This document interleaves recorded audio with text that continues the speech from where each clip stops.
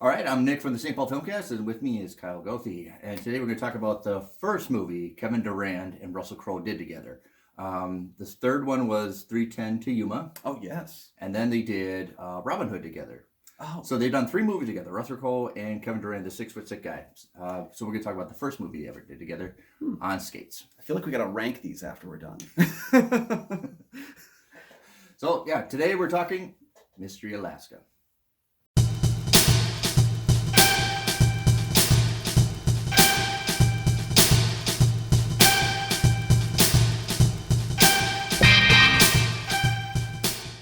All right, once again, I'm Nick. And I'm Kyle Goethe from GoatFromMovies.com. And today we're going to talk about a film from the late 90s, 1999, starring Russell Crowe. This is actually one of his first features when he carries the movie. Yeah, I can't think of anything before this. That's why it kind of surprised me. I'd forgotten he was in it, Yeah, and he was a big star in Australia before America got a hold of him. And when he's in Australia, now he has to do a movie where he's playing hockey. Yeah.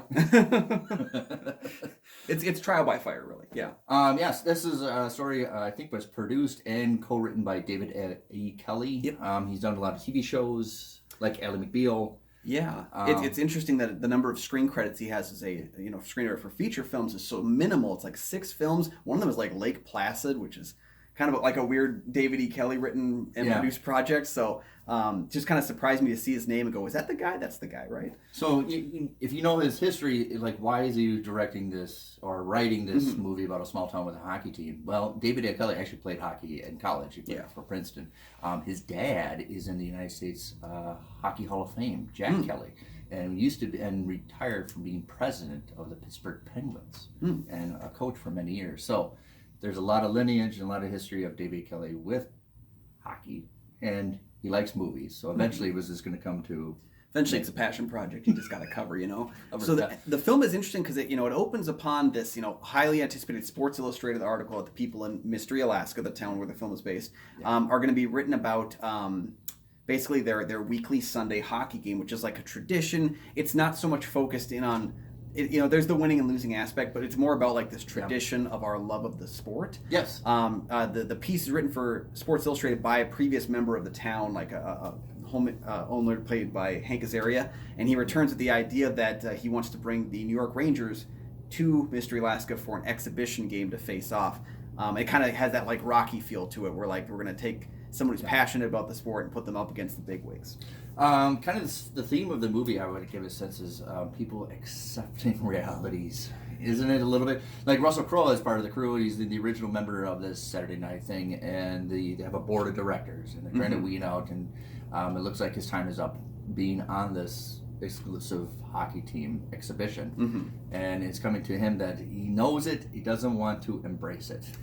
Yeah, and he doesn't want to do anything but play, because the option comes in, of course, that they do need someone to help coach this team through, and that option is given to Russell Crowe's character. What I think is interesting is, there's a lot of us who, if we can't do the exact thing we want to do in the exact way, it breaks our heart, and sometimes you have to accept what you're good at in order to excel. And I think being able to that breaks my heart, just thinking like, man, if I was a person in hockey who couldn't play hockey, I'm already a person who can't skate, so like it's really bad enough for me to enjoy anything.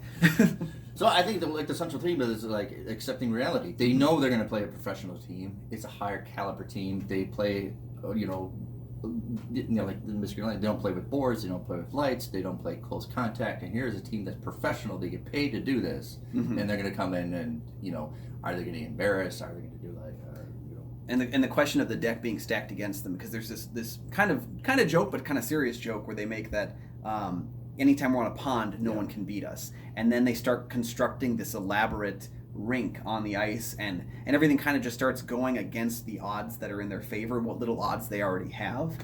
It just kind of makes that David and Goliath story really interesting. Plus, you have the fact that the Rangers don't want to play them. They want to be home with their families. This is the off season. This is the day out. Yeah, it's the week off. Yeah. And it's just like they don't want to be a part of it, but now this group of people in Mystery really want to showcase their love for something. Burt Reynolds is in this movie. This is after he did Boogie Nights, which he got a nomination for acting. This actually is the uptick of his career. During the mid and late 80s, his career took a dive, and he openly admitted in an interview with James Lipton, when James Lipton asked him, well, how do you screen your projects? And he said, simple. This movie is played this screenplay is in the winter. This one is filmed in Florida. And I'll take the one in Florida. I don't care.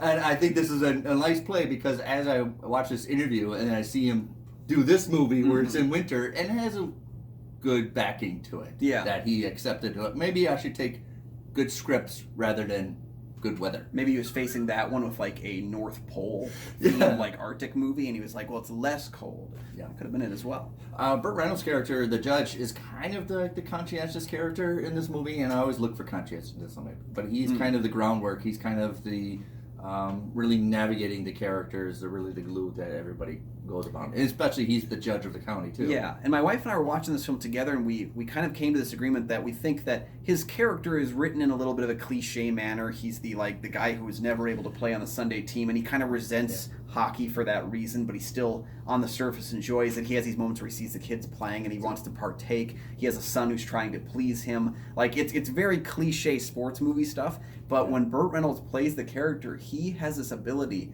to make the cliche believable and unique. Like every time he appeared on screen, I was like, I don't think I'd have bought the written character. I bought the performed character. You're right. And Burt Reynolds, he gets to use a big blockbuster. He was the #1 selling blockbuster actor in the world at one point, and the Sexiest Man Alive at the same time. But he is a good actor. He had an acting class that had high established in LA that Spencer Tracy coached in. So he does know acting, and he can do it. Well, and I think he's able to play a wide variety of people, and he's able to find the connective tissue. Because I would assume he has not directed porn films in his professional career, but he was able to play a porn director in Boogie Nights. I'm assuming very convincing. I'm assuming he hasn't been to the Coolawasi River, but he was able to play a character going down it in Deliverance. Like, he finds this accessibility factor that is really interesting to see, and it's something I notice more and more as I rediscover his films. So there's a little bit of melodramatic in this movie. David Kelly likes to meddle with that kind of a playground. There's definitely a lot of subplots of relationships, of younger and older relationships, there's an affair in the book in the story. And that's kind of David E. Kelly's forte. He likes to make a comedy of, awkwardness a little bit. Yeah. And the film is marketed as a comedy on most of the websites when I was doing some early research to revisit it. I think the drama elements are way better in the film, because I think that some of the comedy kind of comes off again like a cliche way, but he has this earnestness to the drama, probably from his background, from his small town family life kind of that he's discovered with Mystery Alaska. I think the dramatic parts of the film work much better. One of the complaints I have with this movie is the female characters aren't really written. They haven't really developed at all. Either they're cheerleaders, moms, or objects. Outside of Mary McCormick, who I liked her. I mean, she is very much written as a kind of stock wife character who raises the kids and who sacrificed so much in her life for her husband, but the earnestness that she brings to it and that she cares about his passions because he's passionate about them. Yes. I really liked the way that she portrayed the character, and she's a solid actress who really doesn't get kind of a lot of notoriety. Every other female in the film, though, quite a few of them are used as sex objects by the skank character that I really didn't like the skank character at all. Like the guy that he's promiscuous and he's sleeping with people who are married to other people, and he's causing all these problems. And then there's this really awful joke where he's hitting on the reporter as she's asking about stuff. And spoiler, she comes back at the end and wants to get with him now. And it's like, oh, what? Like, there could have been something unique to that interaction, but that's it just a big felt minus very for me cliche. This movie. Some of the comedy falls flat, some of it falls into cliche territory. But it's when the film strives into that. The DVD boxer said the Rocky of hockey. When the film strives to be that, I think it succeeds way more than when it strives to be a funny movie. I agree, and if they wanted to sell it this way, and especially if you want to do something that relates to accepting reality, like Russell Crowe's character, then maybe you get a bloody nose playing the game instead of being close. Yeah, exactly. There's a lot of moments that it feels like it's going somewhere with that, and then it doesn't. But when it hits those, and even Carter Burwell's music, I don't like most of the music in the film. No, I think the score is so downplayed, and there's moments when it's like, almost like it's trying to be bombastic, but it's like held down by someone, because it just feels like they're going to start building to something really amazing, and then it just kind of like bubbles on the surface. There's a lot of drum work in there, and some real oddity that didn't work. Again, when the film dives into the dramatic, like that scene between Russell Crowe's character and Mary McCormick's, where he is talking about how she's been interacting with her ex-boyfriend way too often, and that smile was not a smile for me, that was a smile for him. That moment, when it veers into dramatic territory, Burwell's score fixates a lot more on that melodrama and really, I think, hits its stride. One of the big pluses I like is it does give us hard sell that this is a community that actually like each other, that functions, and the only thing is they don't accept outside influence, no matter what it is. There's a great scene I wish we would develop more of Michael McKean in this, and you kind of forget that he's in this, and all of a sudden, but he's not in there for very long, but he just plays this swarmy, like a Walmart representative that wants to set up a shop there, and Price World's coming to take over, and I think like that's again, when we were watching it, we took a pause, grabbed some popcorn, and my wife was like, "Yeah, that Walmart guy's a jerk, right?" And I was like, "It's Price World, it's Price. We all know what it's Walmart." It's Michael McKean. I think they needed. I think I'm craving more of him being that in there. Yeah, he was very antagonistic in an interesting way. But again, you kind of get into that elements of the comedy not really working all the way through and being a little cliche in that the town wants to protect its hockey players, when the hockey player that's against Michael McKean's character, he's at fault for most of the things that he's involved with, and it kind of showcases like comes off cute, it comes off trying to be that way, and it's really more disturbing. I'm a little nervous, like if I interact with someone from Mystery Alaska. I think it's supposed to be lighthearted, but the more you think about it, it's like that's injustice. Yeah, but I agree with you though that the characters are all very interesting. I almost wish that this had been a David E. Kelley show over a film, because it's a town that I would like to spend time in. Yeah. Smaller characters like Cole Meany's mayor. I'm a big fan of Maury Chaykin, who only really gets sci-fi or smarmy characters. He played like a movie producer named Weingard in Entourage. He plays the lawyer here, and I really liked his character. He doesn't get to do many nice, likable people, and he's a really warm-hearted lawyer character. Bailey, who's just trying to kind of protect his town and showcase his love for something. I would like to see more from Lolita Davidovich. She's just showed that she can do much more.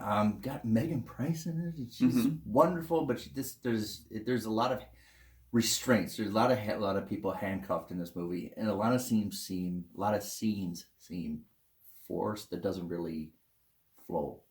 Yeah, it's too bad because we get Jay Roach, who directed this film, who most recently did Bombshell, another film that kind of like mixes comedy with some really deep themes. And he can do comedy. He can do Austin Powers films, the first two Meet the Parents movies. Which is like he's very capable of putting this stuff together. I just think something's missing in his directing. This feels very elementary, as if he's maybe afraid to step up and try some unique things with his directing style. Maybe he was intimidated by I think a lot of people were handicapped, or handcuffed, or really reserved to what they could do. It felt to me like a film that maybe ran out of some budget along the way. I know Hollywood Pictures, who produced the film, they were having some financial troubles during that time, and I know that kind of contributed to the film's lower box office tank because they weren't really able to push a release time. So to me, it felt like there was a disconnect between the people in front of the camera and behind the camera in how the film was going to go. Yeah, it does